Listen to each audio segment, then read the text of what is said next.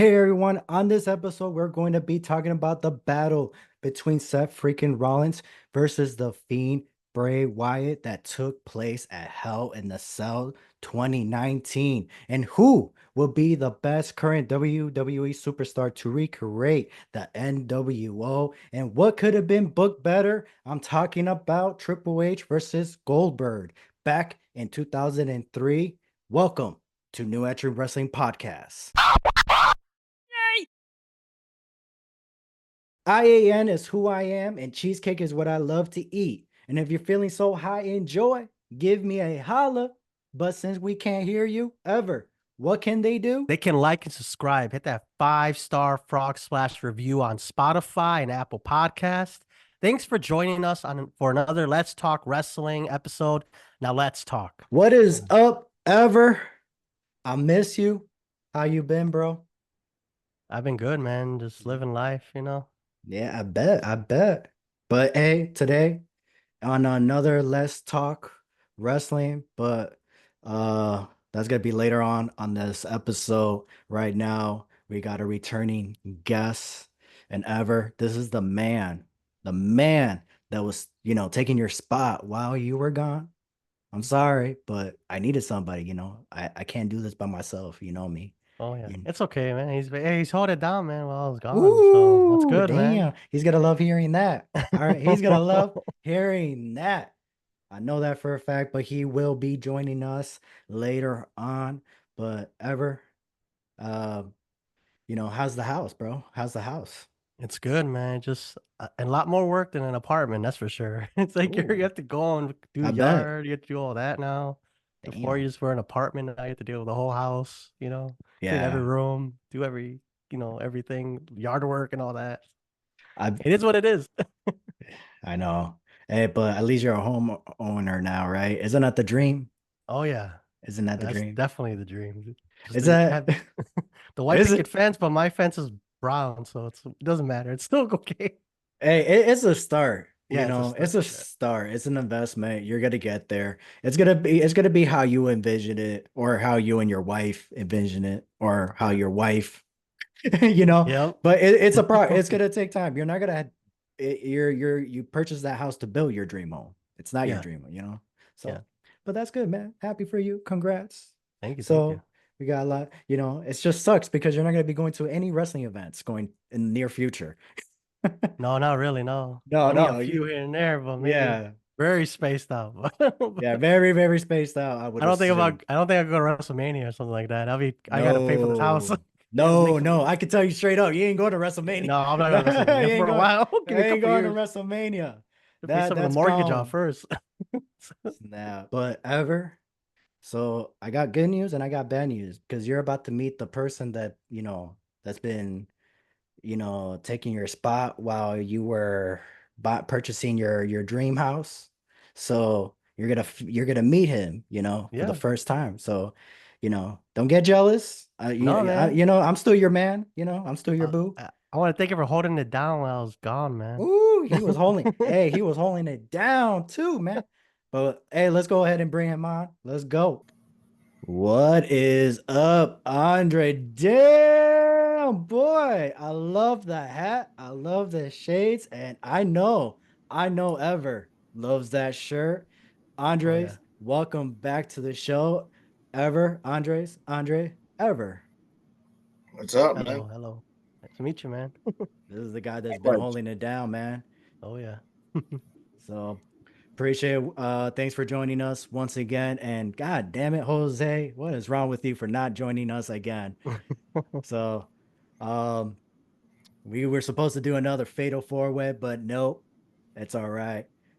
So before we go ahead into the topics that we're gonna be talking about, Andre, man, how you been, man? It's been a while since, it's been a few weeks.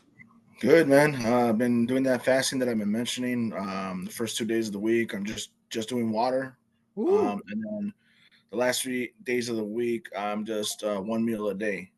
So today was the first Mm. day I went back to 2 meals. Started with just oatmeal in the morning, and then recently just had fruit, vegetables. That's all I had for as my second meal. So I'm going to keep Okay. that going out. And then right now with my job, because I work for the Bona Beef Company, Oh so wow. I our biggest time of the year is right now, football season, because that's when people are either catering, Yeah. they're either catering chicken, catering sausage, or you're catering beef throughout most of the football games, especially with college football going on, and with back to school events going on. So there's all those possibilities for Mm. that. So with that being, I got to start earlier, so now I got to switch my gym schedules to the evening. So Ooh. as soon as Raw or SmackDown are done, I'm heading to the gym for like a good 2 hours instead of waking up at 4 in the morning Mm. to go to the gym. I can't go after work unless I get a universal one. Otherwise, I'm going to be stuck going to Lions where everybody's at, and everybody's either being on TikTok, YouTube, or trying to be influencers themselves. Right, right. Just being camera hosts, covering up hogging up all the good equipment that I need to use, that I need to Mm. use to slim down and tone up. So Yeah, the best times to go are pretty much at night when everyone's either getting ready to go to sleep to go to work or facts. before work. And then with fall coming up, I'm not going to be able to do my half-hour lunch walks as much anymore. So I figured get up at five ish, do a good quick cardio in the morning before I get ready to go to work, and then just head on out. Mm. Yeah, I don't miss the waking up early to go to the gym. Mm. I stopped that because I realized I'm like, I have a night job. Why am I waking up so early to go work out? For me, the only benefit to night jobs, the only benefit to night jobs for me was always that as soon as my shift is over, that's the time to go to the gym because it's Mm. almost empty. Obviously when you want spotters, you find a spotter, you make friends with people there that you can trust, or just make sure that you schedule the right people to meet up with you at the gym the days you need a spotter. Otherwise, Yeah. best time to go because you're not having to worry about, man, how much longer is this person going to do their set, or you don't got to have to ask the Yeah. question. And sometimes you get the wrong person that just like has like the worst attitude of that. Yeah, Oh, they're the well, one I that don't. the one that you can't even ask questions to. My ex-girlfriend, for example. Ooh. So, damn. But Vietnam flashback. so, but hey, but that's why I don't like going to the gym. That's why I always focus on the diet. I keep telling you that. Focus on the diet. You don't have to go to the gym. You know, I know the only thing that sucks is that you say you don't live near a local park, or if you do, but I mean, you probably wouldn't recommend walking around there. For me, Yeah. I do have that area what I could walk around in the forest and all that. And I have these nice trails. And even if I really don't, to be honest, but I do, I have to drive, but I drive all the way to Lake Geneva, Wisconsin, Milwaukee, and all that just to walk because I So get my walking trail worth it because yeah, I'll drive an hour, but I'll be there walking for 2 hours. that's good for you because you're also doing it before sunset, and then that's the thing. That's the thing that sucks about walking trails that you got these. I do it in the afternoon. I do it Well, in, see, yeah. it's when The you sun's have it still out. at your convenience, whereas me, by the time I'm getting out, it's getting closer to sunset.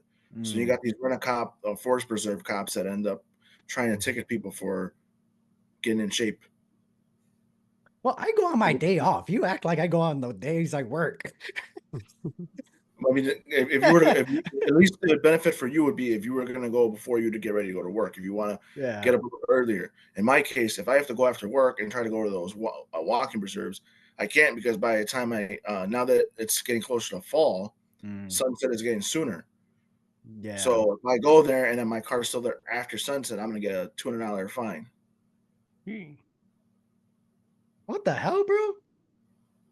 And hey, that's Illinois for you, man. You got to tax everybody on everything. Oh yeah. All right. That's Chicago, I guess. All right. I didn't even knew anything, but every day I learn something new because Try to apparently, avoid them. Don't apparently, don't do forest preserves after sunset if you have a car. If you have a bike, you're fine. But if you have a car that's parked in a forest preserve, no, you're SOL. and wait, how late again? It's based on sunset. So whenever sunset is considered at that time that day, that's when they're going to document it. So it's So not the sun could go down at 3 o'clock and then bam, fine. so if the world view for Central Mountain Time, if sunset's supposed to be at 6:59, based on their standards, that recording, Mhm. $6.59, you're gonna get a ticket. Well, That's crazy.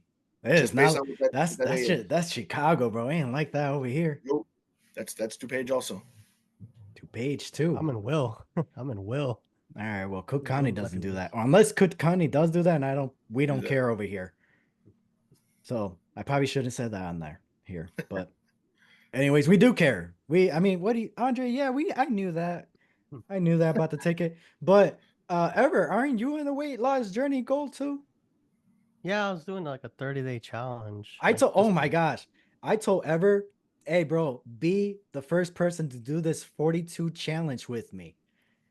And hey, and I showed them no, I don't think I showed you the results. Did I ever? I I don't don't think think so. no, I got No. results, bro. Hey, I'm gonna tell you, if I show you this results, obviously I'm shirtless, so you're welcome, first of all. And you're gonna see the improvement. Ever, you're gonna be like, all right, I'll try it. You too, Andre. I'm gonna tell you. Cause I need to, cause I'm like, I don't know if it's working because I know what I'm doing and it works for me, just my body. That's why I want you guys to try it to see like, would it work for everybody else? You know? And then if it does work out, great. You guys got in shape. Yeah, that was the worst thing, right? What's the You yeah? got in If it shape. what the worst case is that it doesn't work for you, then it's like, Yeah. oh, okay, I know it just works for me. So now, like, all right. So, but we'll talk about that later. But Yeah. so right now, let's go into let's go ahead and talk about some wrestling. And the first question I got is Finn Balor going to slowly turn Judgment Day to his own version of the Bullet Club? What's everyone's thoughts? And let's start off with our guest, Andre. I'm gonna say yeah. Obviously the signs are already there. He's already departing away from the purple and black. Yeah, Um, I noticed that too. he's already brought back that Finn Balor logo that he branded in the NXT. That he brought up to the main roster. He already wore it on his shirt, his first released shirt after Monday Night Raw for the new season premiere, and you're already starting to see him rocking the jackets again. Yeah. So that's going to be his merch. That was his go-to too. His merch always sold on the jackets and the t-shirts that he wore. So the more that his logo comes out, it's better for him. That's his cut that he's getting from his royalties. For sure. So introducing a new logo that's going to be Finn Balor associated is likely going to be what's going to be implemented on the Judgment Day. You notice that on the T-shirt he didn't have the three characters like they do on the original Judgment Day entrance, and he already changed Oh. things on. Also, it's just a one person, so it's not Mm. three different leaders; it's one leader. That's what he's trying to put emphasis on. Mhm. Damn, I didn't catch that part. Because the only thing I noticed was Dominic was still wearing the original Judgment Day with the purple. That's what I noticed. I did notice Finn Balor having a different shirt. I noticed everything new, but but Dominic was like, "Oh, I guess why is he still wearing the Judgment Day with the purple? I guess maybe because it's still a hot merch. They don't want to completely get away from it and still have Dom wearing it." Uh, Usually when they do that, it's also because they have a supply still of merchandise. So the mm, purpose is to get it off the shelves before they release the new items. It's okay, like when that's it's like when CM Punk left and they still had a lot of CM Punk gear. They were starting to bring the prices down on his items, and yeah, then also Brock when he left after the pandemic, they wanted to get rid of as much of their merchandise as possible before they either say we no longer have their items, or before they release the new items, the new merch that is going to be the hot yeah. sale. And then that's when they go on like clearance and stuff like that or for Mhm. sale. So, Clearing up the warehouse here. what's your thoughts on that, Ever? I mean, yeah, I didn't notice any of that stuff. It's just kind of interesting.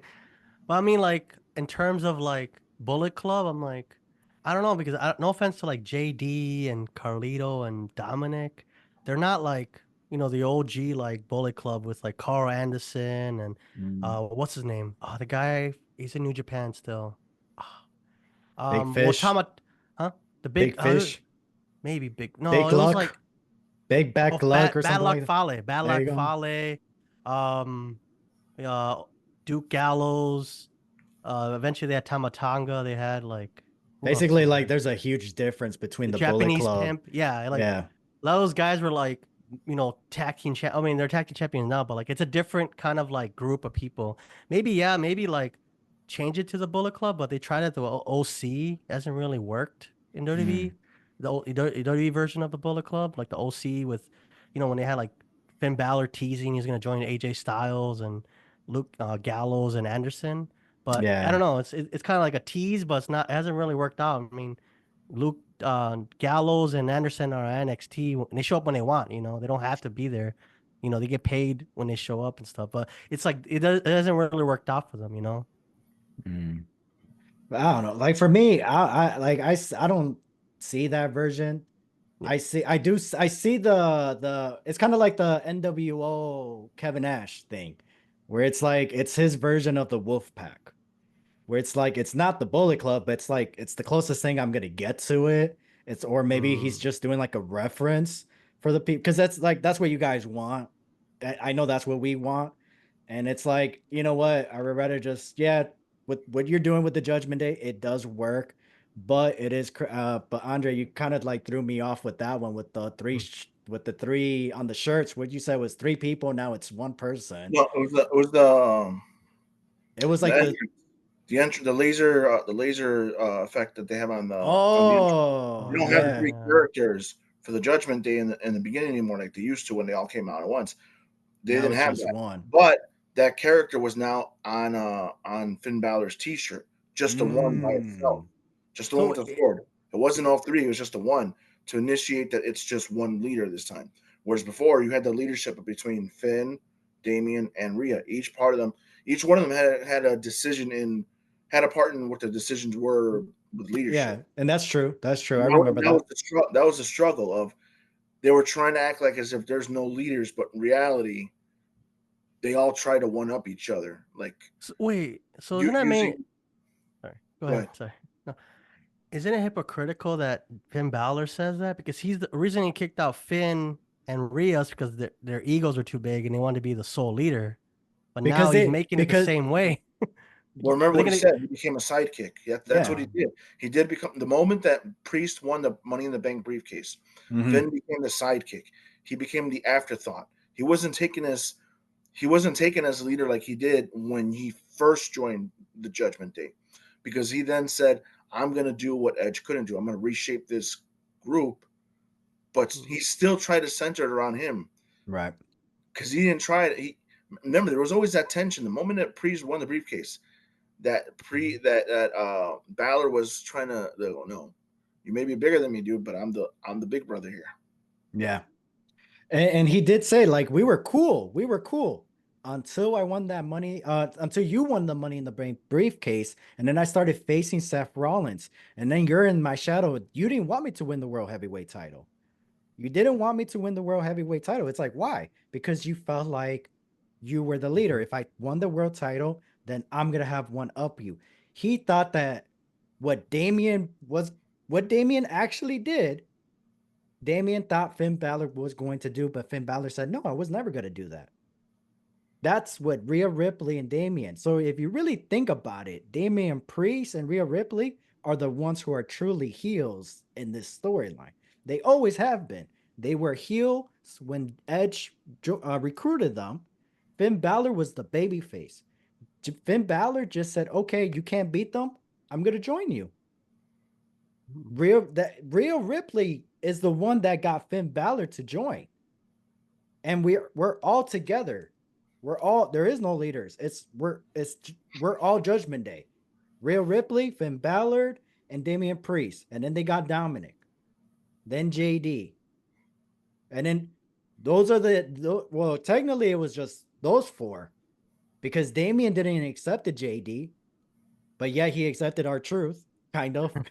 So, but then going back to what Andre said, eventually once Damian Priest became world champion and Rhea Ripley was still champion, uh everybody was more making it seem like Rhea Ripley was the leader of the group when she was champion.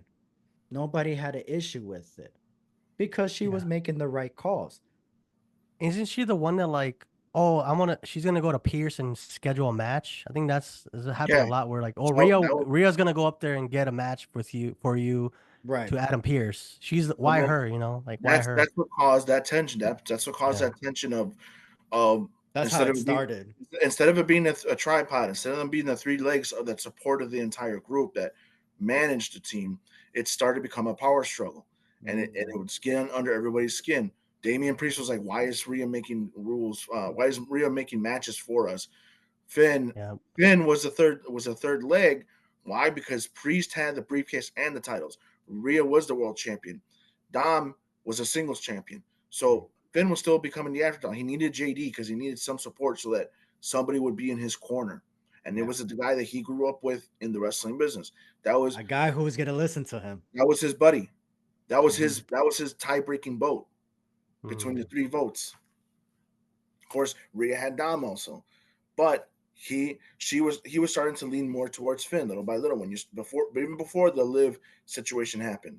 Yeah. So at the end of the day, it was Finn still trying to have the group behind him, not behind Priest. Sure, Priest was going to be the future of it. It's kind of like the Triple H and Evolution. Triple H had Randy, but Randy had to stay in his place, stay in his lane. That's what Finn wanted out of Priest. He wanted Priest to stay in his lane and be in his corner, not be behind Priest's corner. Right. And maybe it doesn't have to necessarily be Bullet Club. Maybe finally pull the trigger on what we were always teasing as the fans back in the day, Balor Club. Balor. Oh yeah. The Balor Club. That would have been. We made Balor Club. He didn't make it. Yeah. We did. Oh We were yeah, the we ones that did. we were the ones with the signs out there. We were the ones that were making the shirts that he had with WWE logo and then adjusting them and saying Balor Club right under where it said Balor. And then eventually they said, okay, well, we'll do the same thing and then we'll copyright it so they can't mimic the shirts. Wow. And that was during the Pokemon Go app while everybody lost 10 pounds that summer. Back with that big ass the old gold NXT belt, the big ass X. Oh yeah. It was during that time? Oh yeah. It was. Damn, I forgot that's because he that's when he signed 2014, Finn Ballard.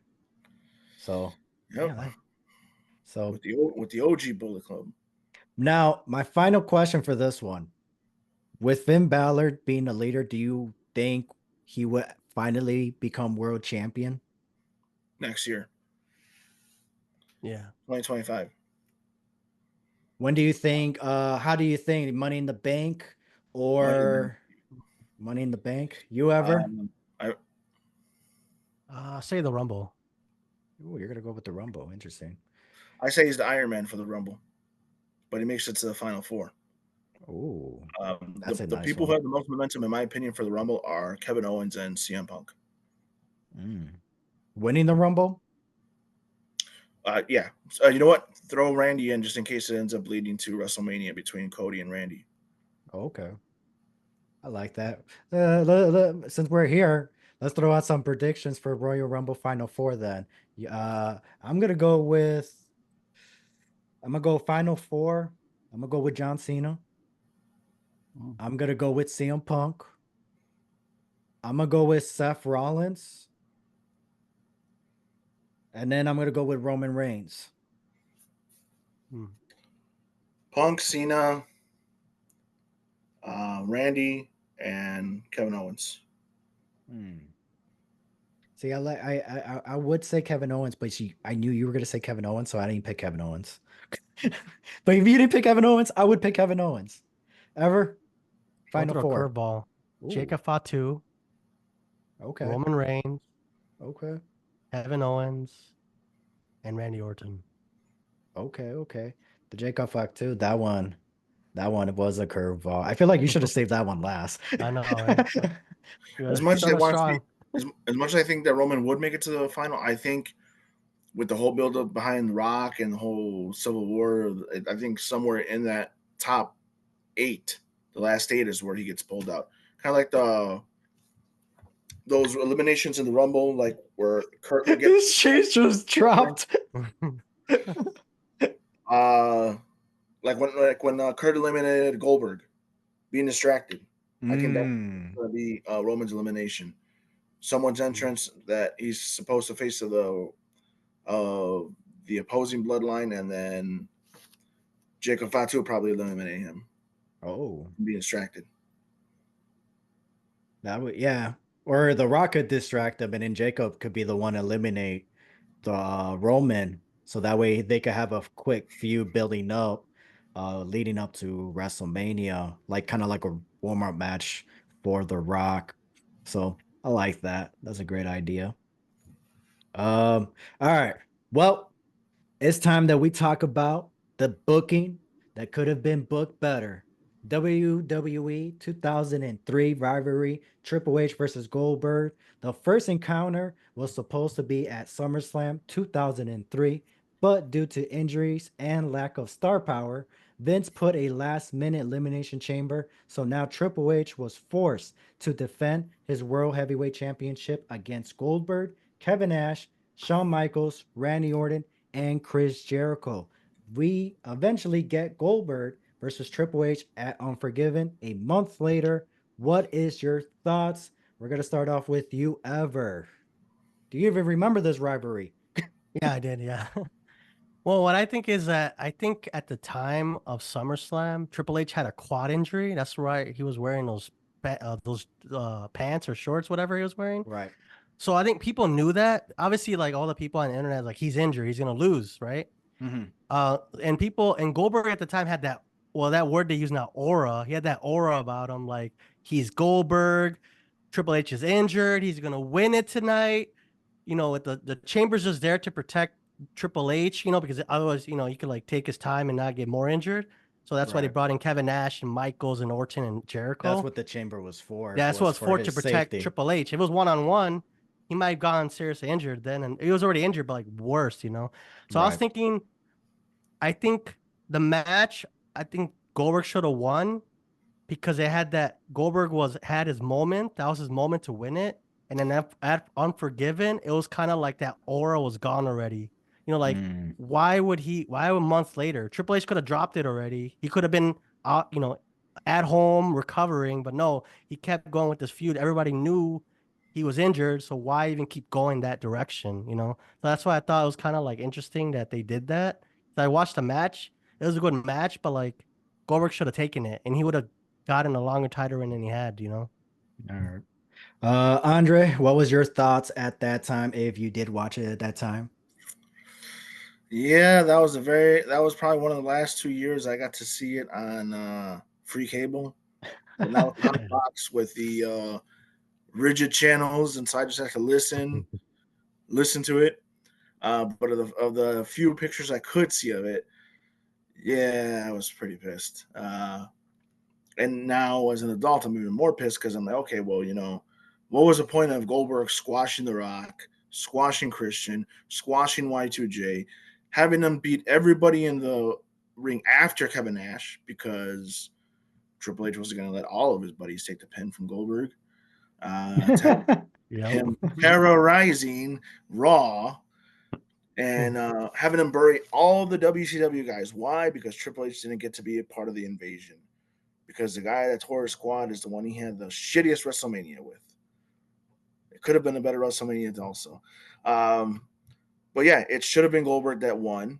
I think the Elimination Chamber was the perfect match because you had it set up by Austin, who was the GM at the time. Mm. And in a way, he was kind of part of a lot of the storylines. Um, we had two injuries actually at that time. It was both Booker T and Triple H. Booker T was injured because of the same thing that Triple H had, a groin injury, actually. That's why Triple H had to wear those boxes because he didn't want to see it cast under the. Booker had the same thing. That's why he had to drop the IC title so fast back to Christian, and Christian had no opponent at SummerSlam because the only other babyface that was available was RVD, and he had to face Kane. When you turned Mm. Kane heel, you eliminated somebody from both the mid card and the main event. Oh yeah. And At that that time, yeah. the only other babyface that could have faced Christian was in OVW, and that was Maven when he had joined Raw. So Maven was in OVW after coming back from his mom's cancer. Um, Damn. they gave him that time off so he can be around his mom for like her remaining days, and then he went back to OVW to get better. So really, Christian had nobody else to face. That's why he ended up facing Jerry Lawler on Raw as one of his title defenses. And then eventually at Unforgiven, he ended up dropping the belt back to RVD. But you had to put Chris Jericho in it because you needed Chris Jericho to have something to do. Yeah. So Raw was pretty limited on mid card. I mean, you had Tommy Dreamer, but Tommy Dreamer was only a house show guy. Yeah, So, at that time. and But still, I feel Vince was never going to push Tommy Dreamer, no matter how big Tommy Dreamer got. He was never going to ever push Tommy Dreamer to be anything more than a novelty champion.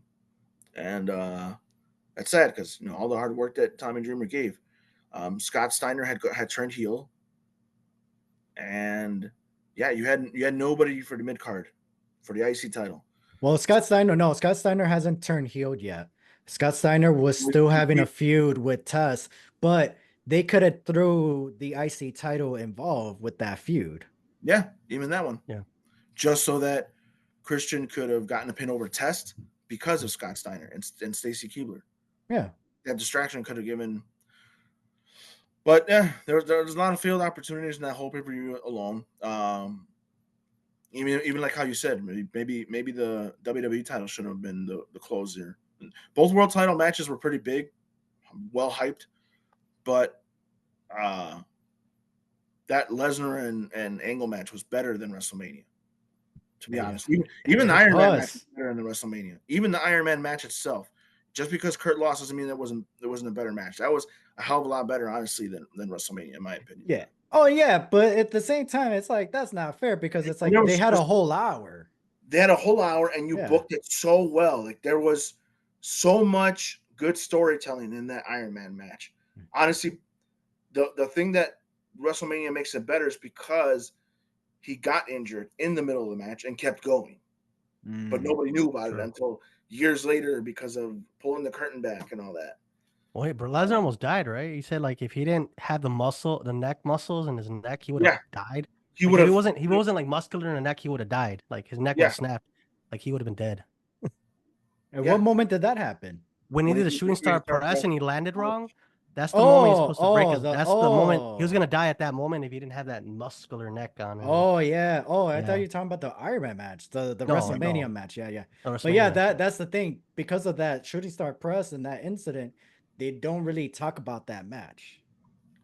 If he would have landed it, two pretty scary injuries in one match from the two guys that put on a fucking clinic.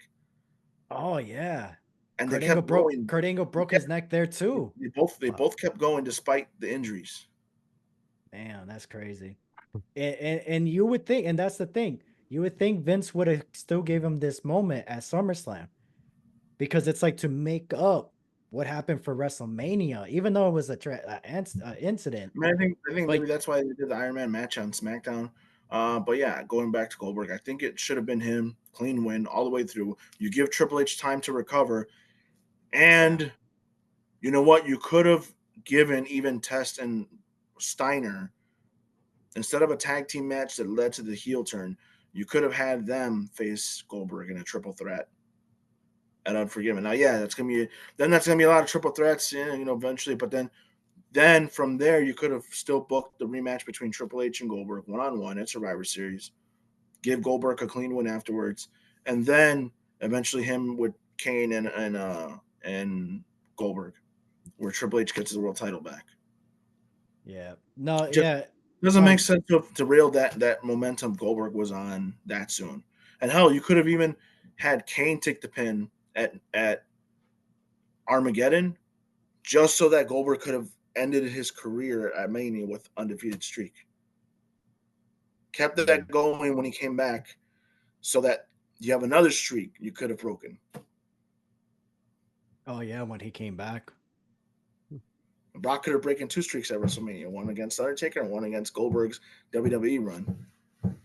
That's true. Damn. That's crazy.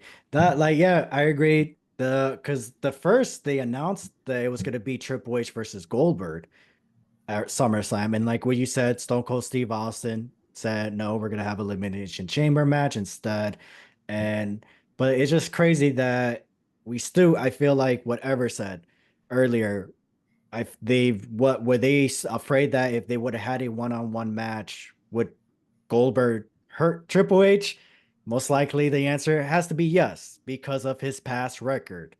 And that's why they didn't want to go with this one-on-one match. So, uh, but I feel like it could have ended in a no DQ. We could have gotten Kevin Nash versus Chris Jericho. They could have had a Rumble match. You know, it could have been a quick squash match. 30 seconds, 40 seconds, just to get redemption for getting his haircut. And the fact that he got his haircut, I thought Kevin Nash was going to walk out World Heavyweight Championship. He was the first mother effer eliminated. I'm like, Jericho? bro. I'm like, bro, Chris, and then he left the company as a fan of Kevin Nash, as a fan of Diesel because of the you know, when Chris Jericho cut Kevin Nash's hair, bro, I'm already since Backlash. Since Backlash, bro, I've been wanting Kevin Nash to be World Heavyweight Champion. You have Chris Jericho cut Kevin Nash's hair. SummerSlam, he gets eliminated. As a kid, I'm just like, what the F? What was that? Okay, cool. Shawn Michaels. Nope. Okay. Oh, Goldberg. Duh. Goldberg. Okay, fine. Goldberg. I'll take Goldberg. No. He gets eliminated by a freaking sledgehammer. By Triple H. Triple H has been in the ring for like 3 minutes. That was his only. I think his only 2 offense was a Irish whip, was him trying to send him off, and Goldberg reversed and hit him with a clothesline, and then the sledgehammer. I think that was it. And it just wasn't believable. It just wasn't believable. What was believable was Kevin Nash winning or Goldberg winning. But like you said, Kevin Nash, Triple H didn't want his buddy to lose to Goldberg. And then that could have been and that we could have that match alone, we could have gotten Kevin Nash versus Goldberg at Unforgiven. I felt like they could have brought back Starrcade just for that event. You know, they like Vince and Triple H were just so like, I feel like, where was that money hunger of, bro, we can make a lot of money if we do this kind of matches. No competition, man. That's why. There's no competition. We could bring back Starrcade. We could start all over with WCW. But nope. Triple H needs to bury people from WCW because he wasn't part of the invasion, even though the people that he defeated were even part of the invasion. So how the hell does that make sense? You got to beat the people that were even part of the invasion? That should have been part of the invasion. That should have been part of the invasion. But hey, Triple H's not here, so we're going to wait until Triple H comes back, and that's when we're going to sign you guys. A lot of those guys were at home because Time Warner still had their contract, so they just stayed at home. Like, I'm gonna make $1 million regardless if I wrestle or not. So that's why Goldberg and them, they didn't wrestle until like 2003 because that's when the money ran out, or that's when the contracts ended, like 2002 or something like that. Yeah, Scott Steiner was the last one. Yeah, Scott Steiner was the last one. They're all just waiting at home collecting Ted Turner's money, and then is that why Scott Steiner got that treatment? Because he was the last one. He was the last one where it's like, oh, nobody cares. Goldberg was technically available before him, but Scott was the last one that ran out of the Time Warner.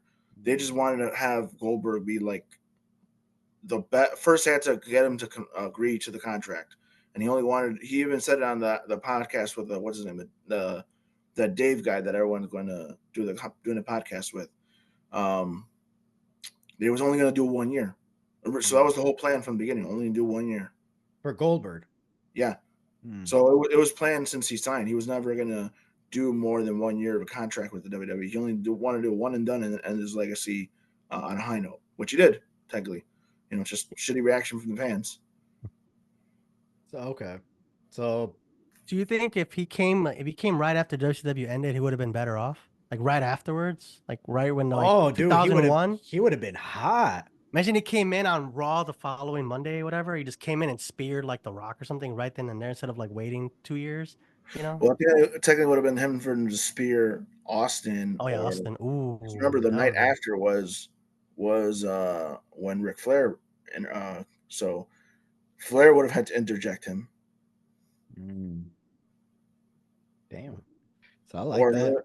another sick moment would have been if he was the one that, after Taker turned heel, to spear Taker for beating Jim Ross. wow. Mm. And then because if you would have had Goldberg come in, like Ever said, show up that Raw for like the start of the invasion, you could have had, how because Stone Cold Steve Austin took time off and all that. Because no, he left because he felt like he couldn't face the invasion and all that because he felt like he wasn't the same Steve Austin no more.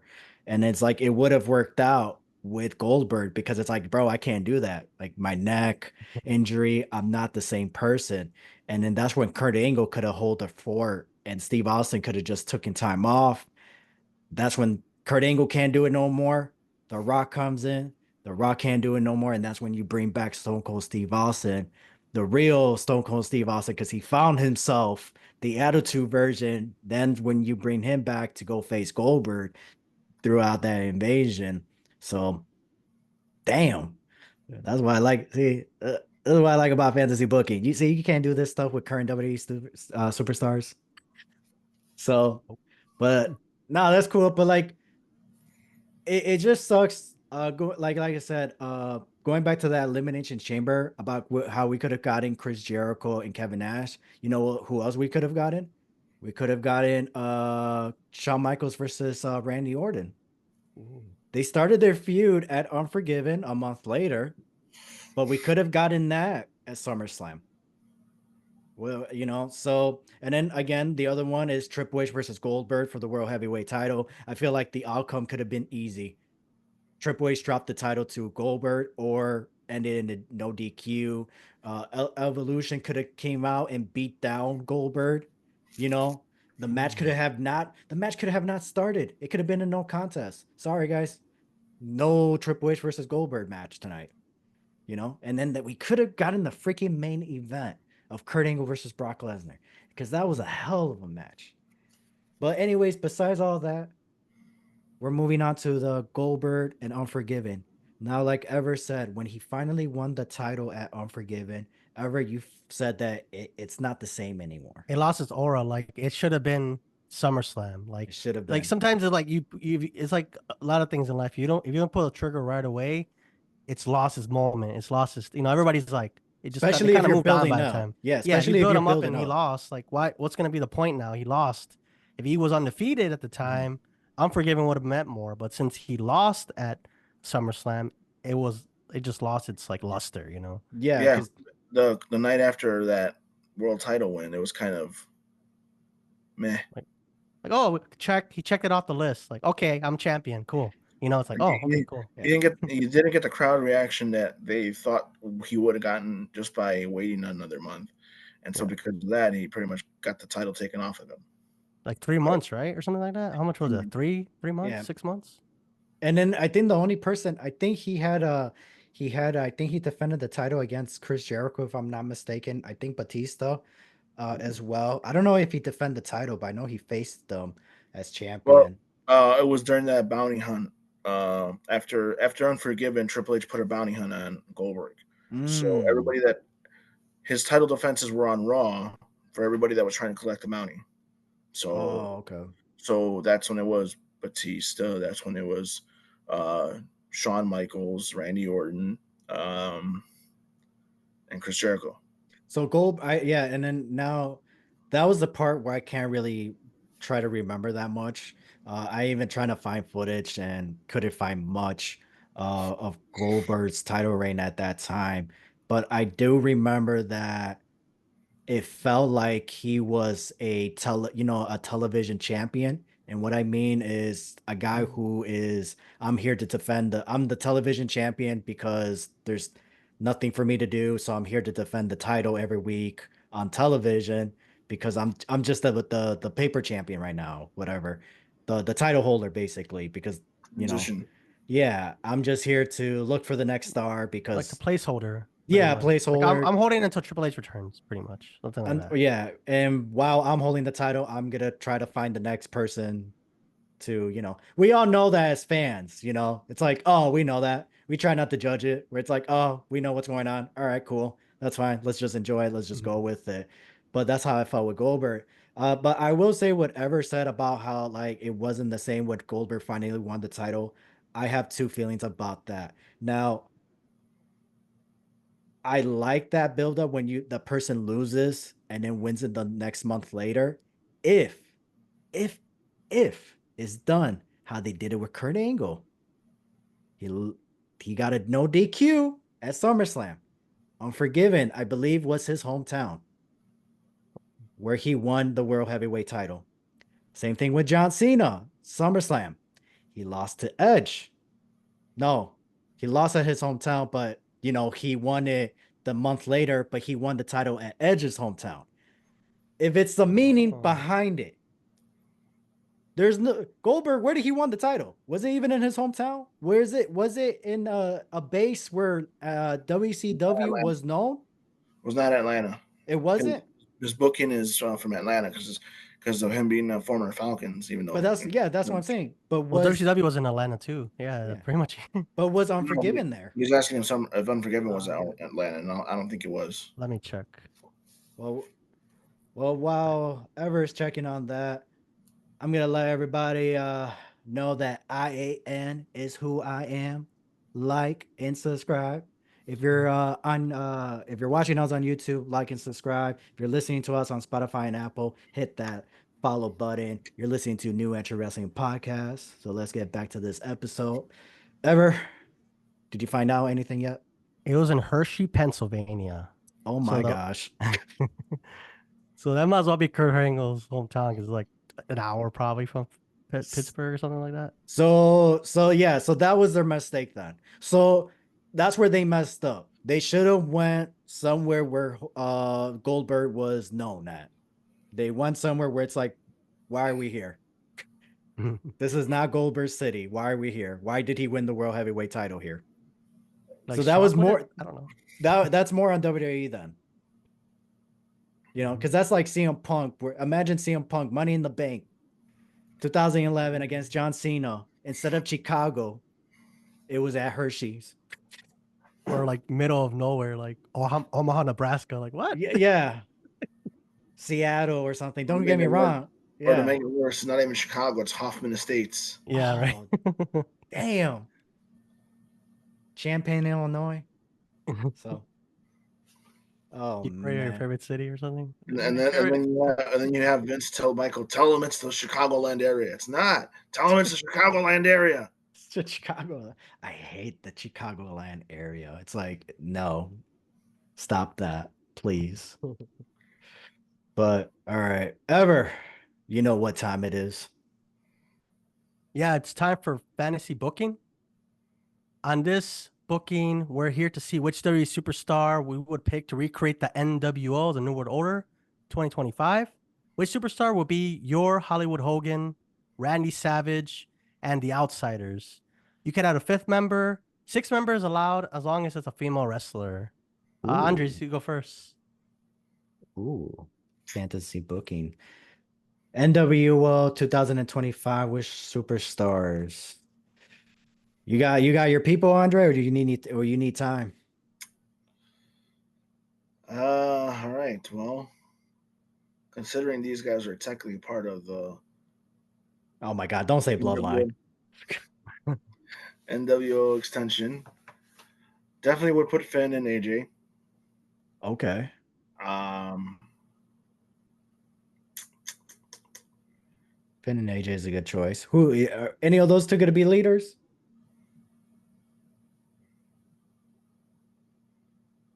feel like that's the real question. Which one of those are going to be which one of those? Because that's what Ever asks, right? Who's going to be your Hollywood Hogan, your Randy Savage, the outsiders?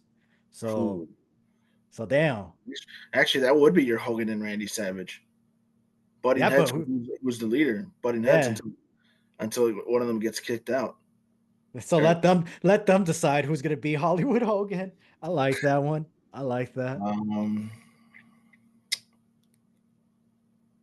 See, for me, now if it was now here's the thing. For me, if it wasn't for the bloodline, I would say Solo. If it Mm, wasn't for the yeah. bloodline, take away the bloodline. If he was never part of the bloodline, he was always doing his own thing. Definitely Solo. Definitely Solo. I don't think he'll be like my Hollywood Hogan or my Savage, but I feel like he'll be one of my outsider, probably my Kevin Nash. I'll probably have him as my Kevin Nash. So who else? I gotta see the list. I could go.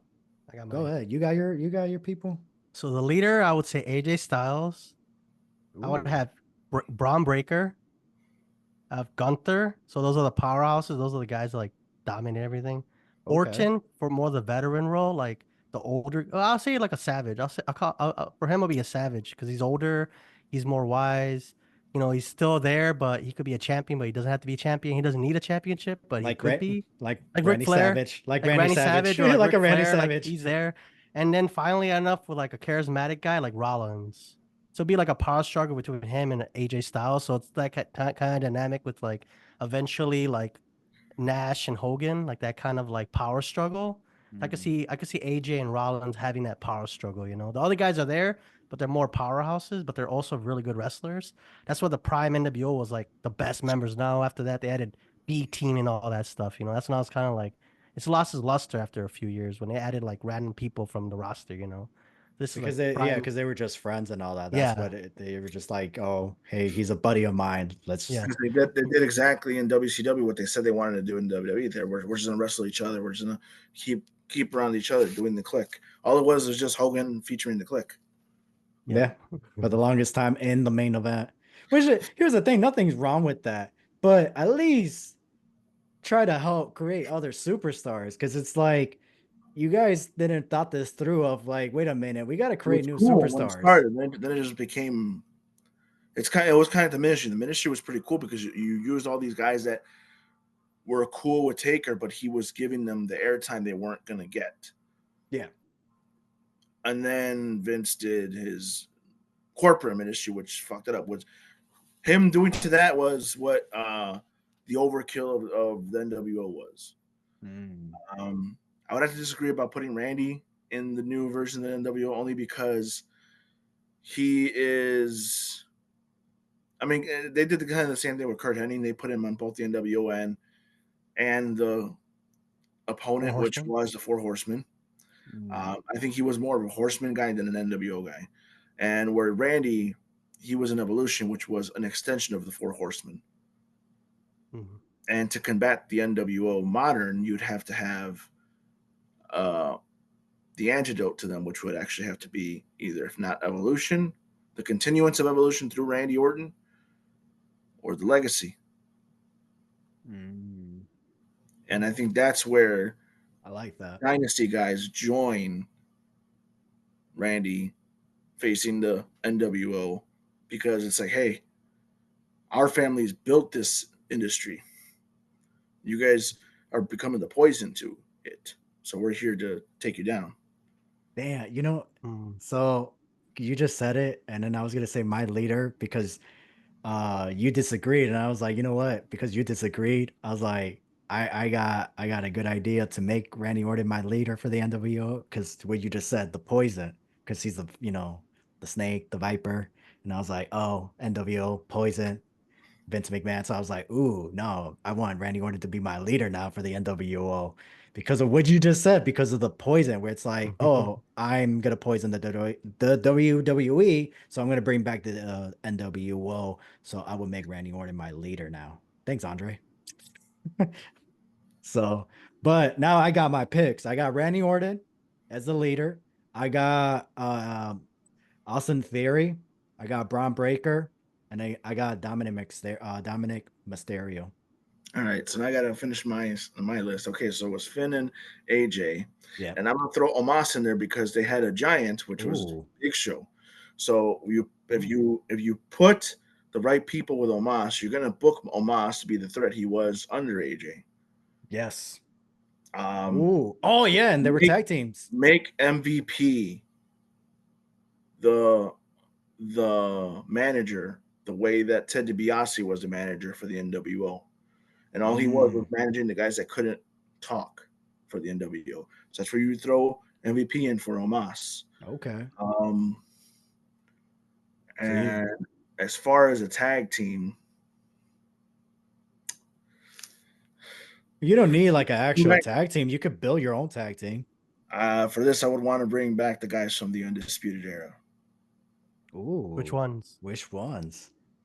The Red Roderick Dra- Strong, Roderick Strong, and Bobby Fish? Adam not Bobby Cole? Fish, Kyle not O'Reilly? O'Reilly. O'Reilly? Okay. Only Yeah. because by the end of his run, Bobby Fish was already becoming more injury prone.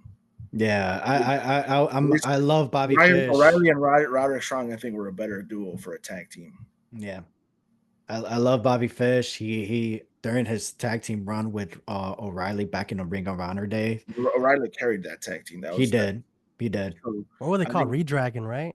Redragon? No, that was Re- Bobby Fish and O'Reilly. Yeah, Redragon. Redragon. Redragon. Roderick Strong and O'Reilly. I think they were just the Undisputed Kingdom or whatever. They were the Kingdom only, I think. I think there was No, Cole, I don't think. No, Roderick. no. I think No? you know what? I think they only teamed up in NXT then, the Oh, Undisputed Era. I think that was it. yeah.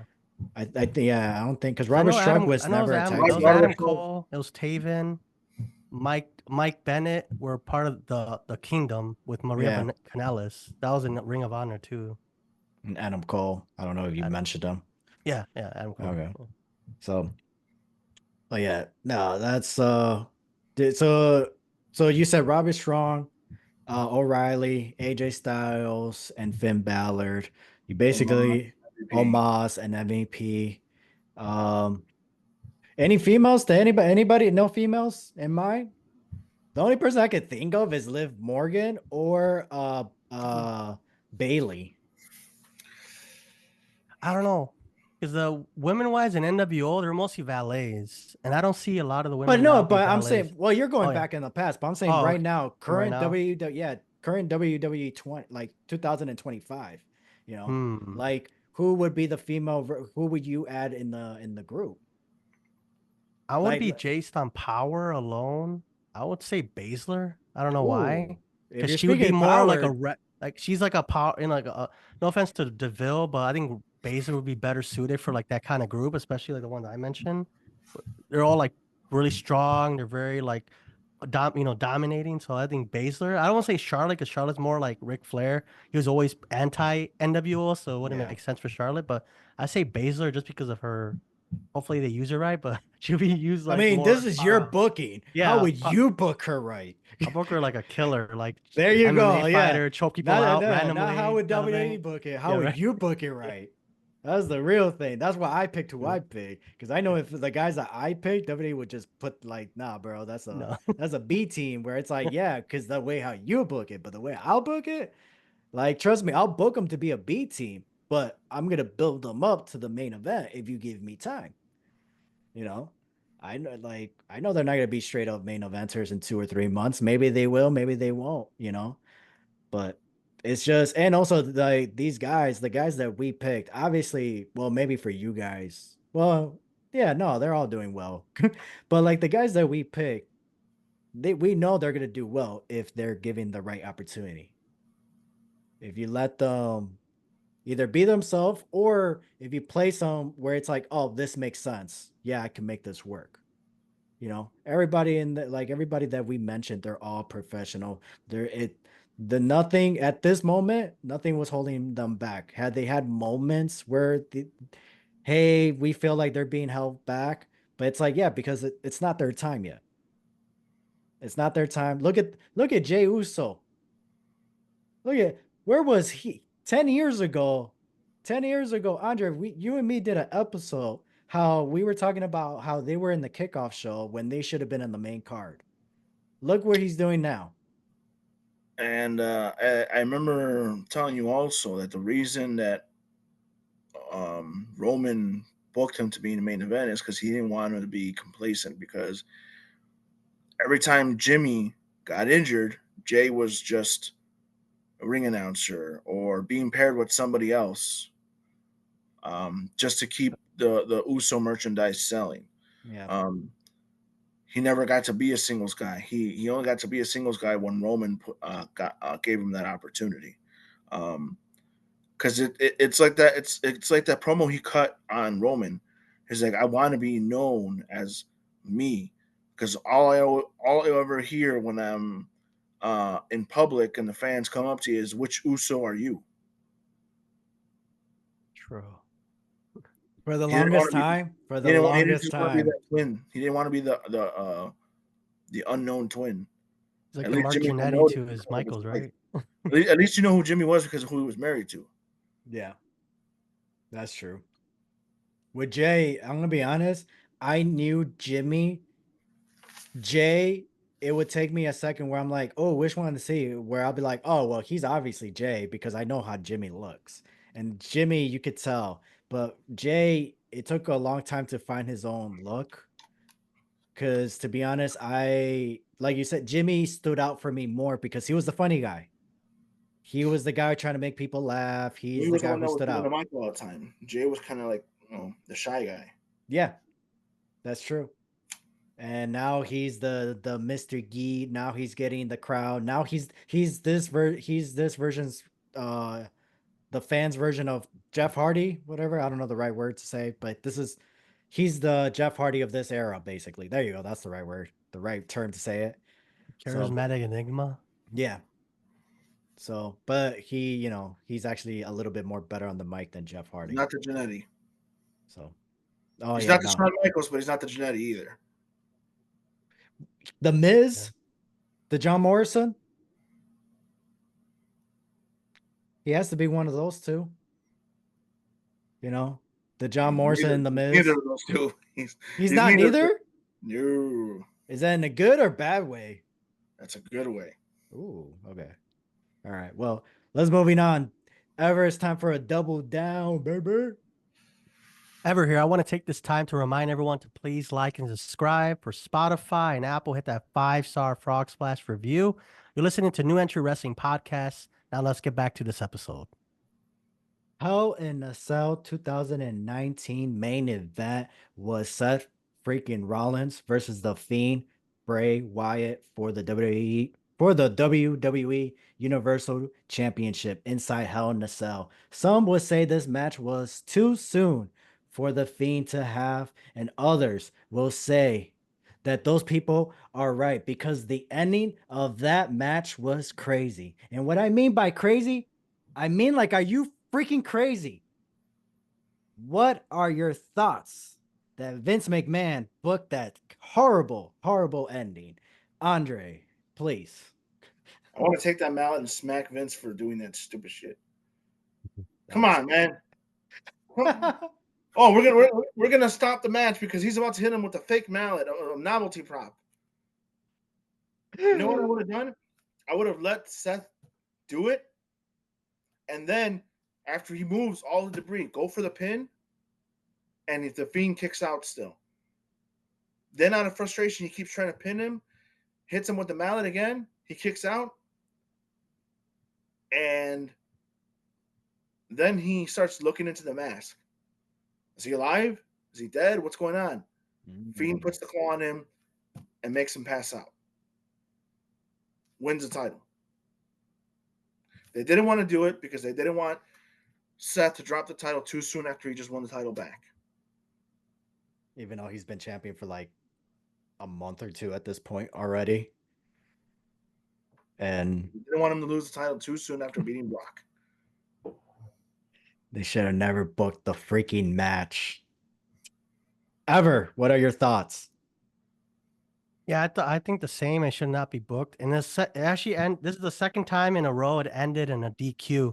The year before that, I think it was Roman and Strowman ended in a no contest. So it's Yeah. kind of like they just got lazy and did the same finish from last year. Who's this they that because we could I'm pretty sure it was Vince, yeah. BKM, you know. It was him. Yeah, There's no way Triple H or other head bookers came up with that ending. It's Vince's call in the end of the day. What about bro? Who's bro? Oh, okay. Bro, Oh, okay. probably gave him a phone call. Hey Vince, what do you think about this, bro? Here's my idea. You know what? That would not that I if there's ever I a mean, day I and I mean, see that online, if we had pink slips on a poll, I wouldn't be surprised if oh you asked yeah. him for his insight on it. Feast of Fire TNA. well, So, but yeah, I mean, the same. Put it this way: whoever the producer was for the Royal Rumble 2008 is the same person that produced that spot. for sure. mm. I don't know. When Finley got eliminated by DQ,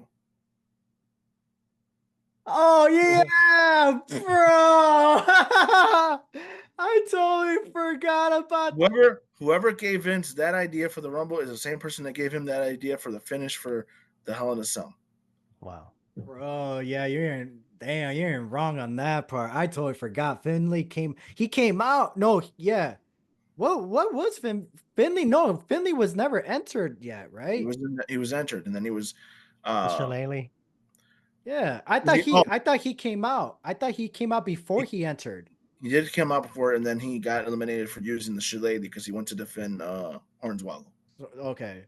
So he got disqualified before he even entered the Rumble, basically. No, he came in and saved him. Then his theme song played Oh, after the oh, countdown, and then he used the shillelagh on so Finley was next, basically, is what I you're don't know saying. if it was on Kali or it was on Mark Henry, but he did on one of those, and I think it was, yeah, I think it was Great that's Khali. who ended up getting the win of the elimination.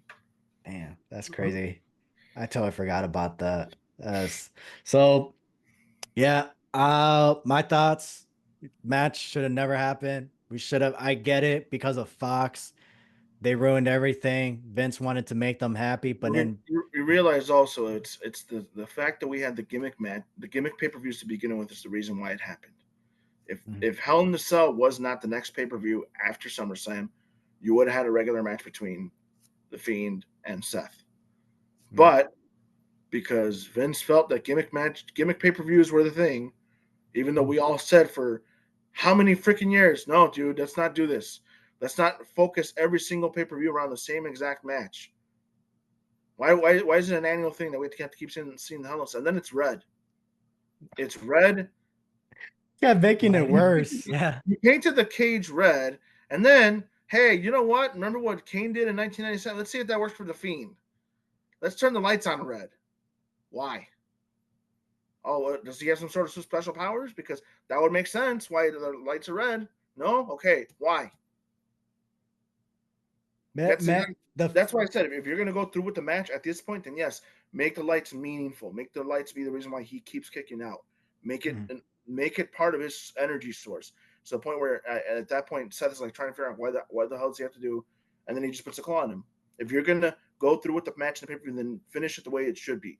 Fiend getting over Seth. He's supposed to be this supernatural character with this mask. Might as well do it.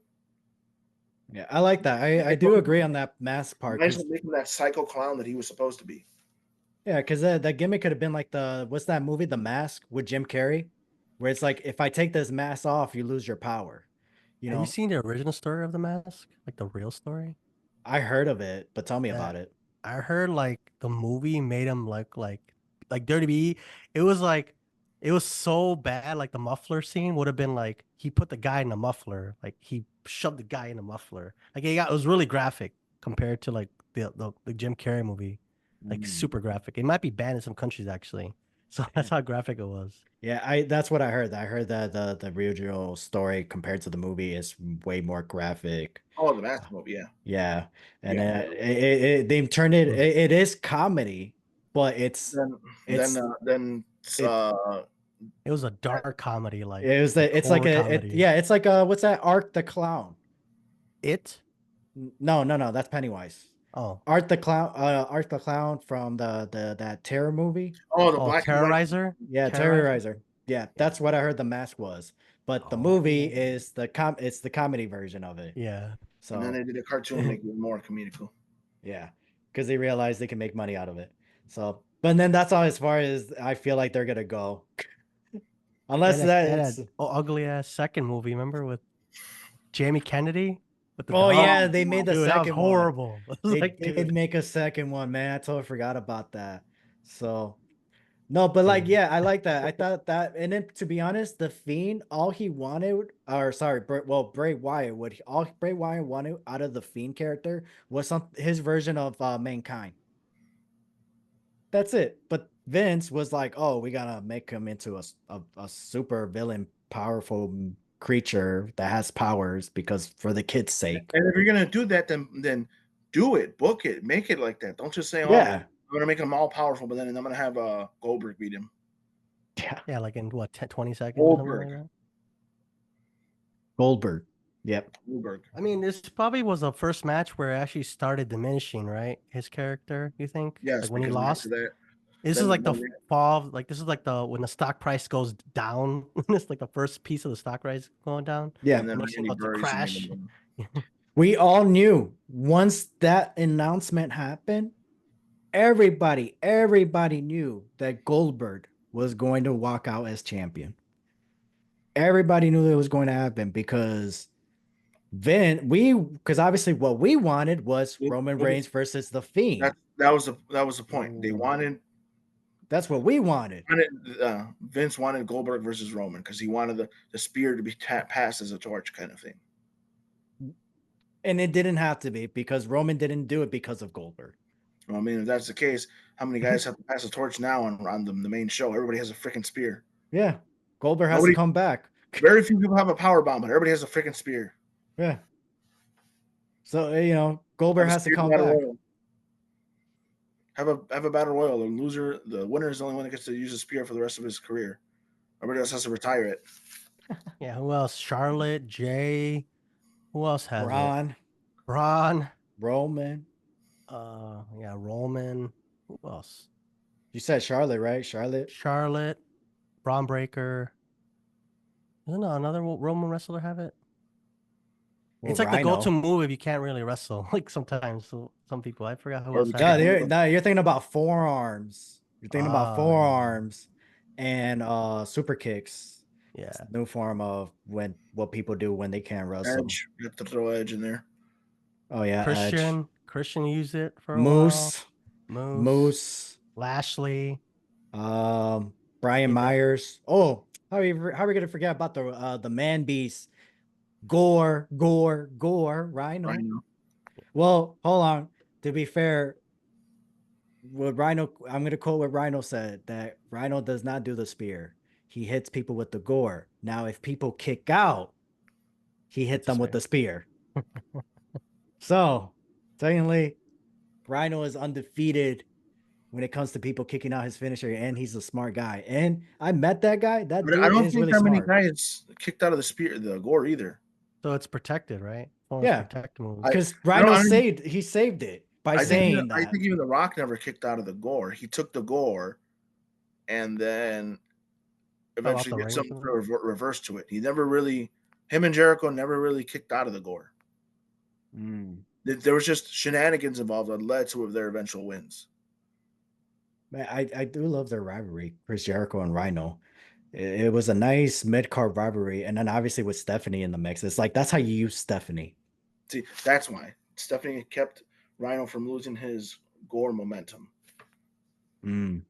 Man, Rhino was a beast, and he could have been like a top guy at that time. I'm not saying he could have been world champion. I mean, I feel maybe he could have, but I feel like he could have been that guy where it's like he could have been they could have built him up to be Umaga. And and they were going to. They tried, but with Chris Jericho, but then Rhino just got lost and went back to the hardcore division.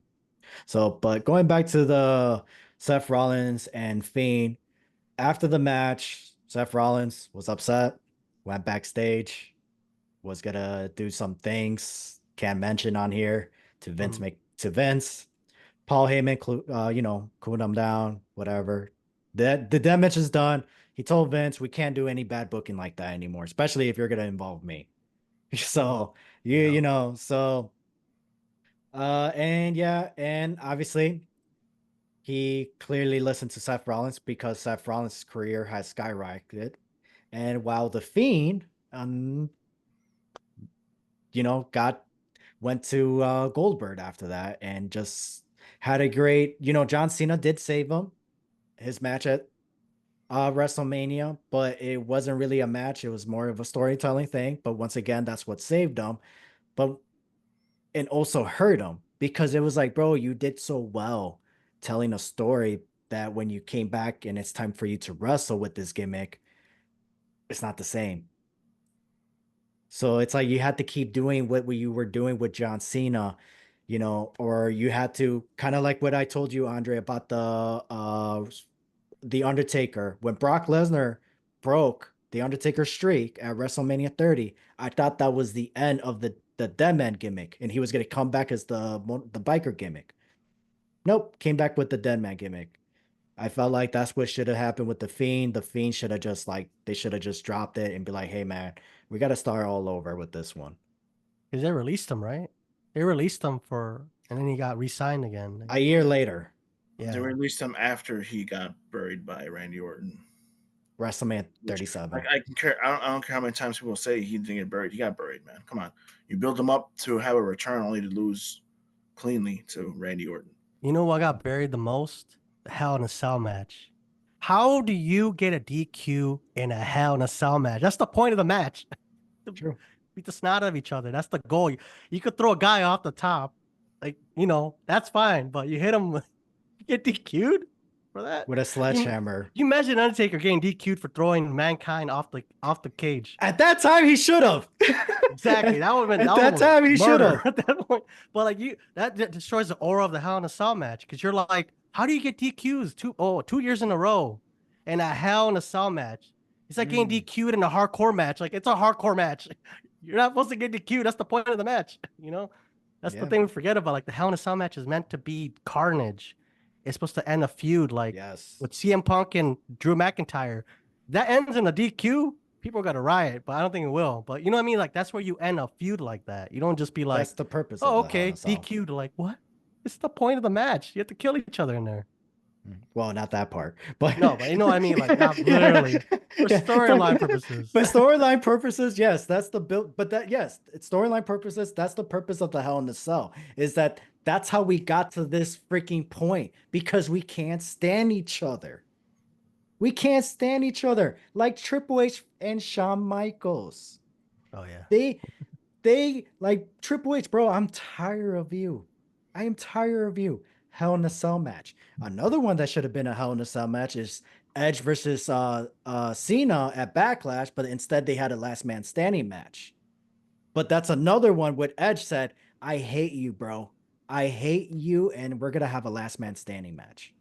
It's not even about pinfalls or submission. It's just I want to beat you, and that's it. I just want to say I had a win over you. I don't care how I got it. So I want to end this rivalry. But Seth Rollins and The Fiend, no reason to be in the Hell in a Cell match. No reason. That's like it's imagine Brock Lesnar versus Samoa Joe, Great Balls of Fire inside Hell in a Cell. It's like it's bad enough that it's at Great Balls of Fire. Why is it in Hell in a Cell, bro? Why are you doing this? It's just a crazy time. So it could have been so much better. Like Andre said, Finn Balor could have just the Fiend could have just won the title. He won the title a month later on Halloween. Ooh, big whoop. It would have made sense to win it in Hell in a Cell. Seth Rollins could have just won it back at Crown Jewels, and he could have feuded with Goldberg, and then he could have dropped the belt to Goldberg, and nobody would have cared. Because we would have had the Fiend safe. Us enjoying whatever he'll be doing, but instead he feuded with Seth, the Miz. The reason they kept it off Seth is because they were trying to tease Kevin Owens turning babyface for a while. They wanted to see how it would work. And that was I love. Don't get me wrong, I love that match that they had at WrestleMania. My favorite match that happened that night. The whole weekend, besides the Undertaker and AJ Styles. but like that didn't work out. It didn't work out. And then also Bray Wyatt, after he won the title, he had a feud with the Miz. The only thing I liked about the whole situation was the little thing on Raw and Alexa Bliss tackling the shit out of John Morrison. I don't remember that. That was my favorite spot out of the whole thing. Shit. Man, And then, no. and then Miz was turning to Bray like, "Oh crap, I'm gonna die." And that was a flop too with the Miz and everything. The only thing that worked out was the Seth Rollins turning heel after his feud with the Fiend, because eventually the Miz turned heel, and then everybody thought John Cena was gonna turn heel. But that never happened either. So the Oh, Fiend was just like, he was just there as a gimmick.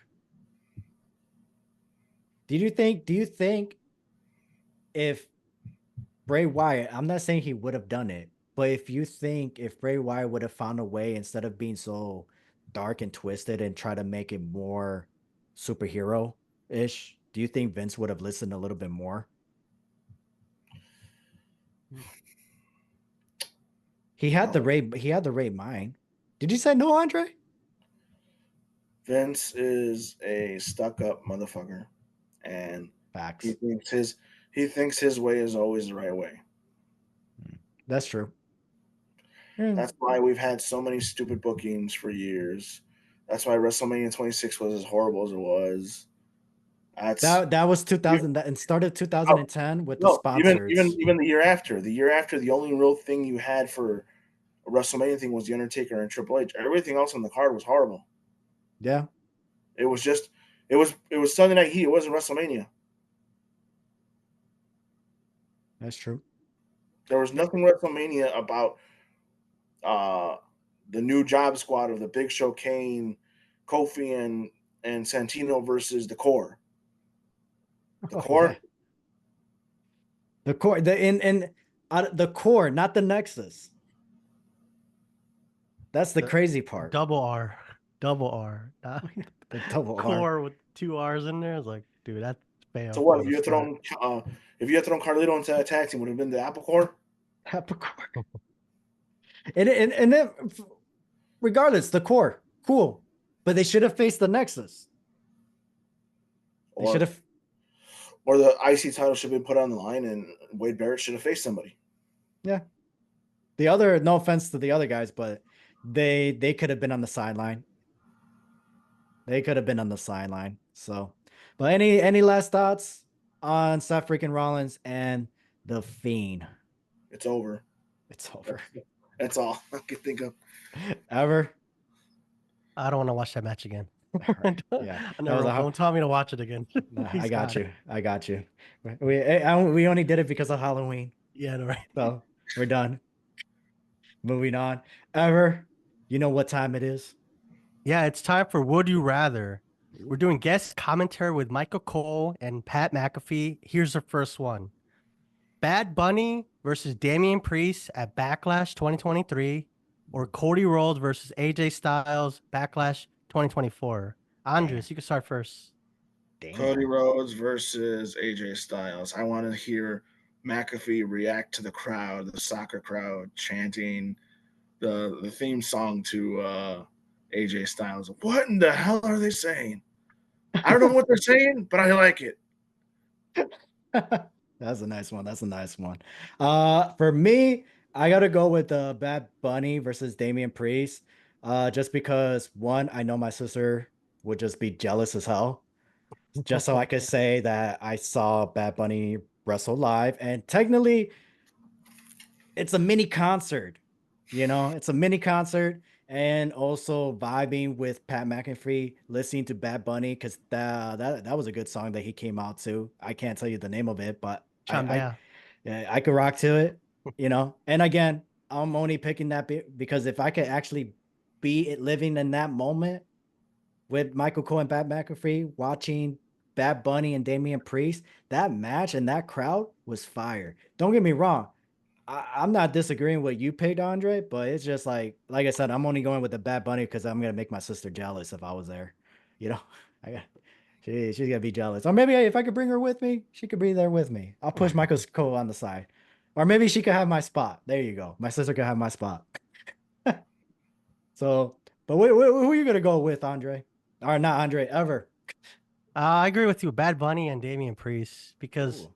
Puerto Rico, Isla de Encanto, so you could just be there. You're on the island, you could enjoy the time. You're like you said, a concert for Bad Bunny, so people jealous, like, hey, look who I'm in front of. You take a video. Hey, look, Bad Bunny right there. Is your Like, look sister at a Bad Bunny fan? I don't know. Oh. She's like, I don't know. She might be, but I'm like, hey, look, I'm actually. And you're in Puerto Rico, so you're Yeah. in Latin America. You're not in France. No offense to You, France, you get but to see the ladies up there too. Ooh wee. Well, not for you ever because you're married, no, you're so it right. sucks for you. So, but me and Andre, damn Andre, Andre, can you even wear that hat over there in Puerto Rico? That's a serious question. Can you wear that hat in Puerto Rico? Probably not. Probably Just, not. just like I can't wear it in Humboldt Park. Oh wow. Really?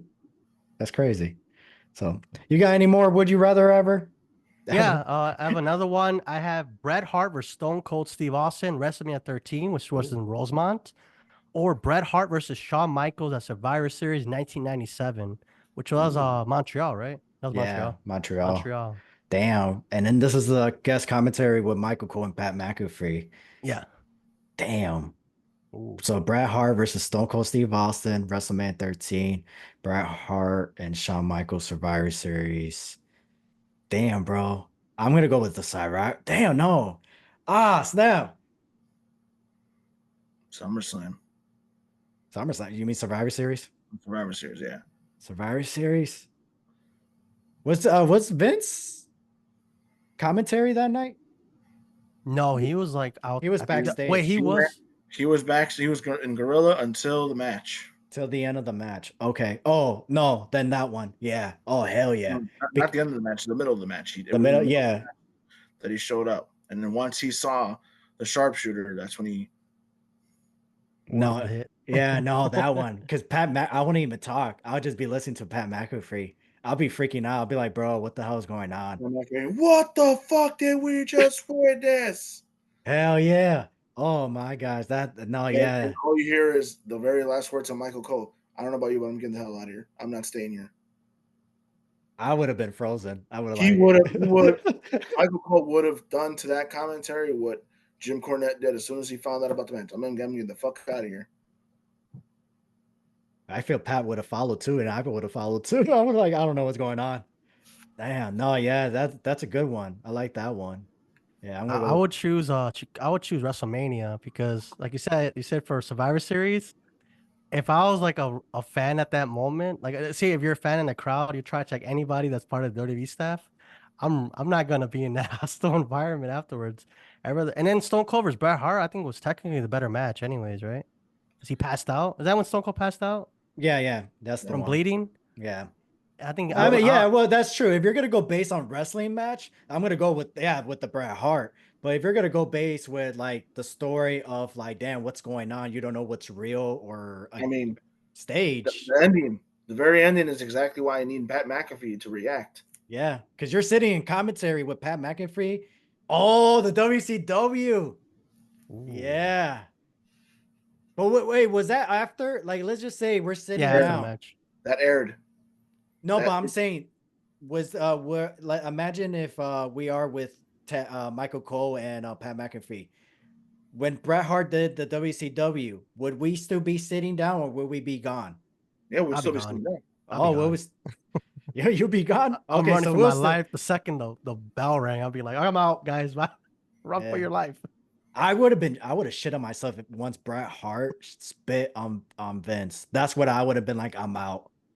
I'm like, I didn't see that. Tell me I did not just see And I know, and that. I know, and I know that aired because Yeah, because Vince back, wanted it to air.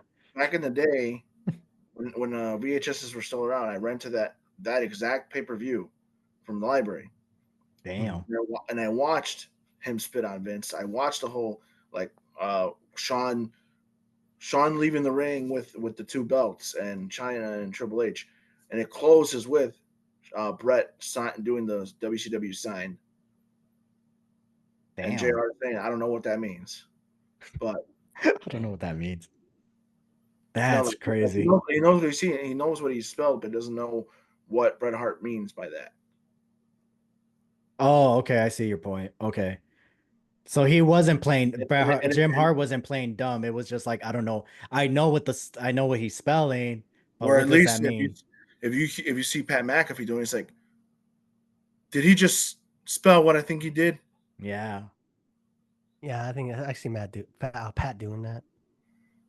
Because that's what the key is. It's like you're trying to sit there and and you're watching these matches with Michael Cole and Pat McAfee, and you're trying to see how they'll react. And Pat McAfee, he's gonna obviously he's gonna do all the talking, all this, but it's like you're Yeah. trying to sit there and experience with them. And remember what happened the night after? The night after was a taped Raw with WCW telling right away they banked on that whole thing. That's how they got their ratings for that night, by talking about the pay-per-view. And Yeah. having everybody in the ring wearing Bret Hart shirts and Wow. holding Canada flags. I don't And who know. was there that same night afterwards? Who? Rick Rude. Oh Yeah, he did that same yeah. day thing. Yeah. Yeah, because he that's when I was he taped earlier. He was at the Raw, and then he flew right away to wherever WCW was ASAP, and was there in time for the show Wow. in the ring with and that whole. he wasn't under contract. His contract expired, right? Expired that night, I think, or that morning of Raw. He just showed up, I guess, to do one last thing, right? Because remember, Something like that. Survivor Series at that time was on Saturday, so whatever Raw was taped on Sunday, so there was taped that show, Mm. and he, like I said, he flew, got it out of there as soon as possible. His contract was up, and went over to do the. Live. Yeah. Yep. Wow. Oh yeah, I keep forgetting. See, that's the part because when I go and think about these moments, that's the part I keep forgetting that Raw was taped. That's the problem. That's the thing. I keep forgetting that Raw was taped on a Sunday. Because they took advantage of the fact that we're going to be in Canada for a while, and as soon as they got south of that, they just did the first show, and which was a house show, and turned it into Raw. Had the Yeah. whole stage and everything, and then just did Raw. Yeah, But I because think they always taped the Raw after pay-per-views. like TNA. Oh, that's cool. Oh, so So I never knew that part. I knew I never knew that at that time. I thought that was more during the golden era. I didn't know that they were still doing that during the new generation era. I yeah, didn't know that. I think it was by the time they got that USA Network in the 2000s and late 90s is when they started having Raw live. Mm, Because most of '99, it was still being taped. It was being taped that same day, but hours in advance. yeah, because see, for me with Raw, I didn't knew it was taped because by the time I would watch Raw, it was a tape from my friend that recorded it. So it was a tape of a tape. You know what I And mean? that's Well, don't be So saying that. That's not legal. and WCW took advantage of it. At first, it was working for them because nobody wanted to watch Raw by giving away the spoilers. But then they kept doing it to the point where the mm, fans started being like, "Oh, maybe I should watch Raw. That sounds interesting. Maybe I should watch it." and So that's when Mick Foley won the title. their playbook went against them. Mick Foley wins the title. Oh, I'm gonna switch over to Raw. Yeah. That's how it was with TNA too, where it's like, oh, this person's gonna win. I'm gonna tune in on Impact this Thursday because of this person winning, or this person shows up. Oh, this person's gonna be in the main event. So that's what kept TNA kept going throughout those years. And you can So save money too, right? Because you go tape in all in one weekend or something like that. And you yeah, just you save one money on the venue. venue. Yeah, you Yeah, do save two money on the shows venue. on a Saturday and then two shows on Sunday. You have two tapings instead of 2 days at one location, or 2 days at one location instead of like 3 days in different locations. Yeah, So you spend more money on other venues. and the travel Yeah. and stuff like that. So and then depending on the superstars you have, and then the hotels and the travels, all that stuff adds up. So Yeah. all right.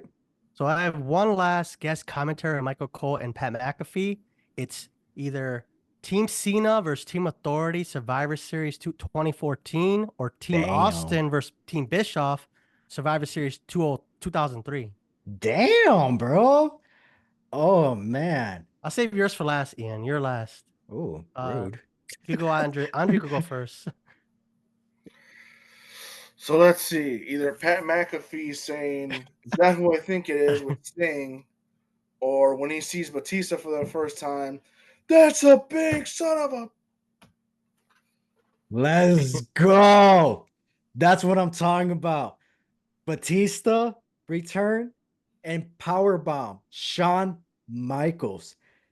Pat McAfee and Michael Cole's reaction, your reaction, seeing that live, you know, and then you got, what was the other one? Team Cena and Team Authority, Sting's debut. You Well, the know, first reaction's going to be to Big Show punching out Cena. oh yeah, and then Big Show walking out right after, and then it left Cena and Dolph Ziggler as the final two, but then obviously Cena got eliminated. So, and then Dolph Ziggler pulls that amazing performance, It which should have gotten him the main event in the year after. Not in 2019 or 2018. No, I'm sorry, not in 2018. It should have been 2015. It should have been Seth versus Dolph, not Seth versus Dean. I'm sorry, Dean, but it wasn't your year. I didn't want to see a whole year of Dean just losing to everybody. We already saw it in 2014. Why would we see it in 2015 again? yeah, I agree. Dolph Ziggler should have been in the main event. He should have been Even if it was to champion, lose, even something. if it was to lose to Seth or to hold the title for a week as a Yeah. transition, at least it would have meant you would have gotten the same reaction for Dolph winning the title that you got the night that he cashed in the Money in the Bank. Oh my gosh, for sure. People were behind Dolph at that time. That was the time to pull the trigger. 2015. And then again, 16, a little bit, but then after that, we just gave up. Yeah. Oh no, and then oh no, and then we tried again. When it But should have been me. yeah. Then No, not with that one, with the Miz. With the Miz. But with that should have been me, like at the 16. So after 15, that's when he should have been. It should have been me because I was the guy, trying to hold the company down, up, whatever, trying to go after the authority while John Cena couldn't do it. So, but damn, for commentary, man. See, obviously with the Cena and the authority, that's more because of Dolph Ziggler. But like in the night, as the heat of the moment, I'm gonna go with Stone Cold and Eric Bischoff because of what you just said. Just Pat McAfee seeing Batista for the first time and just power buying Shawn Michaels, and bro, my heart would drop because Stone Cold is leaving the company. And then I would have been mad and like, why the hell is this not the main event? It's funny because they did all that only for him to come back at the end of the year as the sheriff. And to main event WrestleMania. Or not main event, special guest host. referee. Yeah, all referee. Yeah, For the Brock Lesnar and Goldberg match. Oh yeah, that so was pretty bad. Man, that was crazy. So, did you pick one ever? Or wait, Andre, which one did you pick? I said I don't know. I couldn't figure Oh, out. you can't even pick one. You can't even decide. I think for the first time we have somebody who can't even decide. I'm gonna go with Eric Bischoff and Stone Cold Steve Austin. I'm going with that one too. That one as well. Yeah. It's down to you, Andre. You're the last one. He does not want to pick. You want to. He's at home. He's watching it at home. He's just chilling. Like, I'm not in either show. I'm at home watching. He's like, I'm not. This is the one that he walks away. This is like, I'm not gonna pick this one. This is the one I'm gonna refuse. I'm throwing the hat. I'm not doing it. You're not picking this one. This is the first one. You're stuck. Fair. Like, I can't make the flight. I missed the flight. All right. Well, Andre's gonna pull a Hell in a Cell to 2019. He's gonna do a no contest. No contest, yes. He's gonna do a no contest on this one. All right. Hey, it's a double dick kick right there. No.